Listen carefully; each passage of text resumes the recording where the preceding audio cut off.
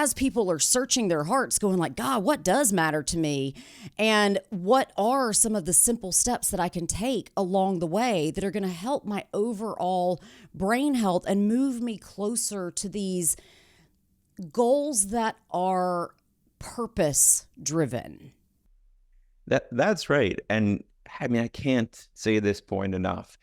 We have created this stark divide between the things that really matter most to us and the things that we do on a given day. Most of what people do on a given day feels like the right thing in the moment, but it is primarily driven by short-term goals. And, not to get to some sort of deeper kind of government or societal conspiracy here, because I don't think it is that, but we've set up a society in which the majority of the goals of commerce, of really government and trickling down and into the individual are predicated on doing the things that feel good in the moment, that increase GDP, but have very little to do with long-term wellness and very little to do with long-term brain health.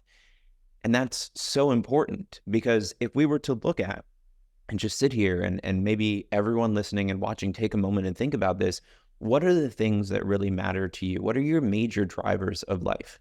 Some of the things I heard from my patients, things I hear from friends and family members, I want to be able to enjoy time with the people I care about.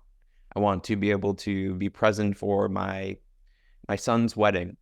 I want to be healthy so I can play with my children. I want to be able to think clearly so that I can do a good job at work.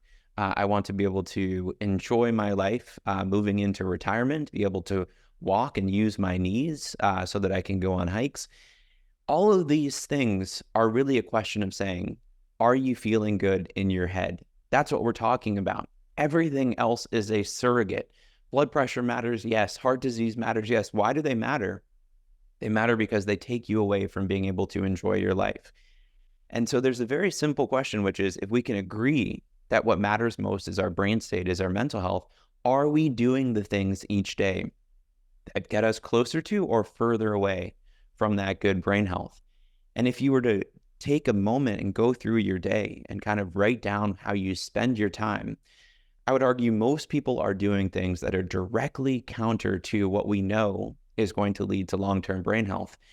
And maybe even more pervasive is that in the modern day, we are spending the majority of our time not necessarily doing something that is bad for our long-term brain health, but just neutral, meaning we are spending our time on our screens. We're watching TV, social media, we're listening to radio stations, and a lot of that may just not matter that much, right? Scrolling on your social media feed may not completely destroy your brain. It certainly can cause stress, and we know that our younger female generation is experiencing some mental health issues, perhaps in part due to social media use, but the opportunity cost is the real problem because the things that are linked to long-term brain health are doing the basics and doing the basics well.